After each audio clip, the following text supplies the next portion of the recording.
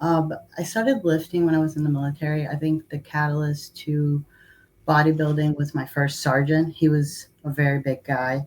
One time in his office, he was showing me pictures of his wife and him bodybuilding, and I was just fascinated by all the muscle in his wife. I wanted to look that way. And that was in 2011.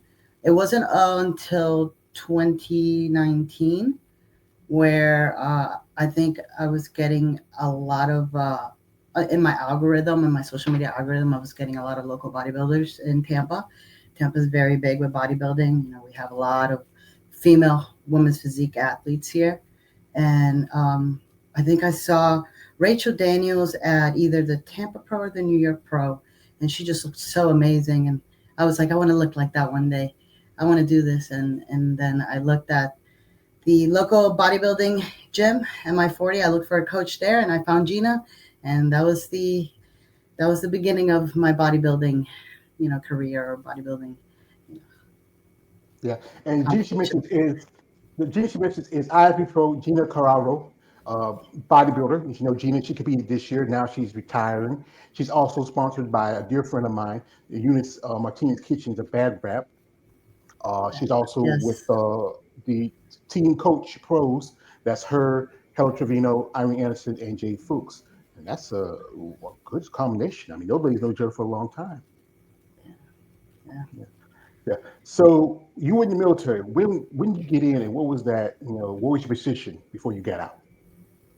I got in 2011, and I got out in 2015. So I did a typical contract, and then just straight to school after that.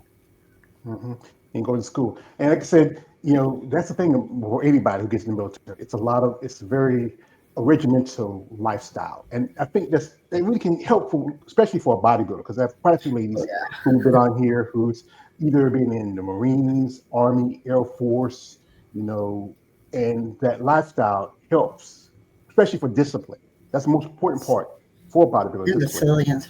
resilience too. I think that's one of the biggest key things that's helped me is knowing how to bounce back from things really quickly and carry on without looking back. hmm We have here some people coming through. This is from our man KL the Wonder. Shout out to KL says, "Hey, what's going on? Hey, brother, not much. What's going on with you?" This is from a man, my brother. XA Gucci 23 says, "Hey, George Page and Diana Perez. Hey, there, brother." Also, a Hello man, there. XA says, "Fresh off the line. Congratulations, Diana." That's right. Fresh off And the also, presses. yeah, fresh off the line. So, and also for a man, excellent coach for reasons, Happy New Year's. It's not New Year's yet, but we're not that long. Close.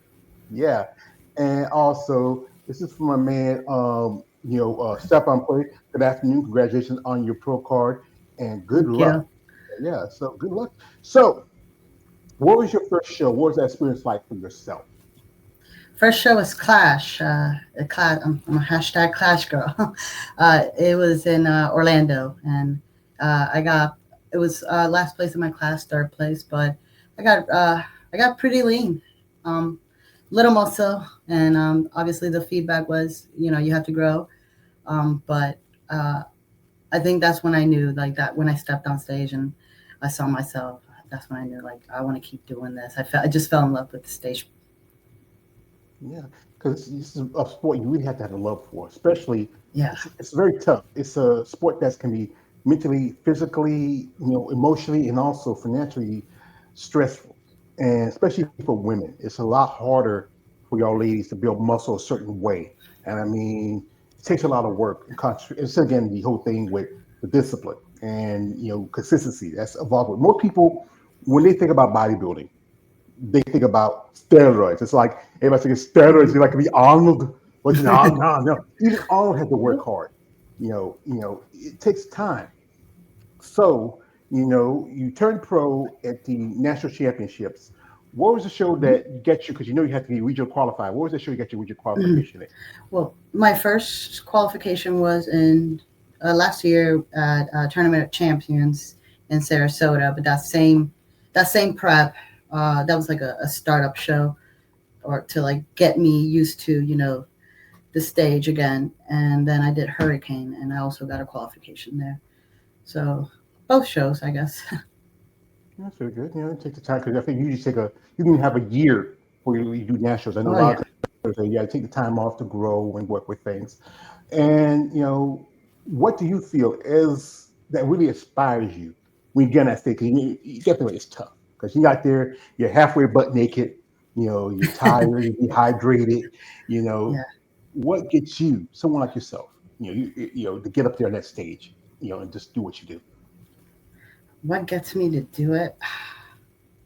I love posing. I love the art of it, and um, I guess that bodybuilding in a way is a pageantry. So you have to love that aspect of it to be really good at it. You can't just fall in love with the weights and the dieting. It's also the makeup, the suit, the nails, the tan, and the performance that you put on stage. And what gets me going is I want to give the audience a show. I want them to not just see the muscle. I want them to see the art. I want them to see the femininity and the flow, which I need to work on.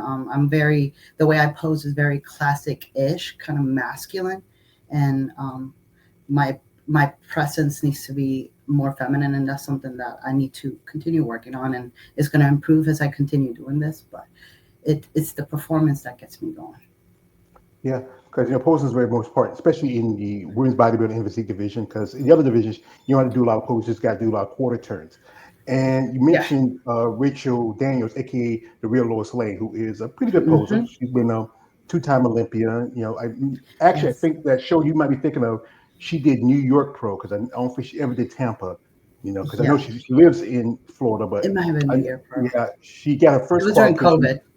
Yeah, I know she got her first qualification at St. Louis, and then I think Hmm. she got her next one. I believe might have been New York or one of those. And that's someone who really is a good poser. I mean, one lady I mentioned who I'm a friend of, that's Janina Kowski. She's a really good poser. Just recently, just interviewed Robbie Carlson, and she's up and comer. I mean, Oh you know, yes, yeah. And one she's guy I really good. think, I've seen her. yeah, one guy really people to talk about is Kenny Wallach. King He, yeah, you can ask Gina. She'll probably tell you about him. And speaking of Gina, when y'all two met and how long she's been your coach? Well, Gina didn't coach me on this one. She coached me at the beginning, and uh, once I stopped, I didn't have an off-season coach. I kind of just self-coached myself after that, and um, but yeah, she was in Dubai, so the long distance. I like to have a coach that's going to be hands on and it's going to be there, and it's my friend Mark. He's my coach right now. I've worked with him, and yeah, I just like I said, I needed someone hands on to really be part of the process, and I struggle communicating in social media, so I knew that that was going to be an obstacle with any online coach. So Hmm. I think a lot of competitors are used to, having the coach to talk to them directly. Because I know a lot of I think some of the top competitors like Nasir or Shelby mhm. Starnes, Brandon Yes. Ray. Those guys do a lot because they have a lot of clients. They have a stack list of clients, so it's easy for them to talk to them online. But I think most people like I was going to school online. I feel like I get more out if I could talk to the teacher directly, so I can get information. Yes. Yeah. Yeah, that's how some people work. Some people like to get that actual direct Yes. contact. Here we got from a man King Ellie Sally says, Happy New Year. Happy New Year to you, brother. Also, some man Brooke Burrell, has seen you for a long time, brother. Says, Happy holidays, big brother George. Thank you, man. Also, he says this, he says, Big bro, who is this beautiful goddess? This is the lovely IFBB Physique Pro, Diana Perez, and she just turned pro. It was like I said, maybe 2 weeks ago. 2 weeks, yeah, Yeah, about two two weeks weeks ago. ago, yeah. Yeah, yeah. What was that feeling? That because you were doing. I interviewed Natalie Miller. You were second to her in Yes. the women's bodybuilding division, and also you took second to her in women's physique. What was that Yes. feeling like Oh, it was for? surreal. In fact, because they only handed out one pro card in the women's bodybuilding, I had that perspective going into women's physique, that when they called my name for second, I didn't know I had become a pro. It wasn't until I got the card, they handed the card to me, and I walked off stage and I turned it over and I see IFBB Pro. So it was full of a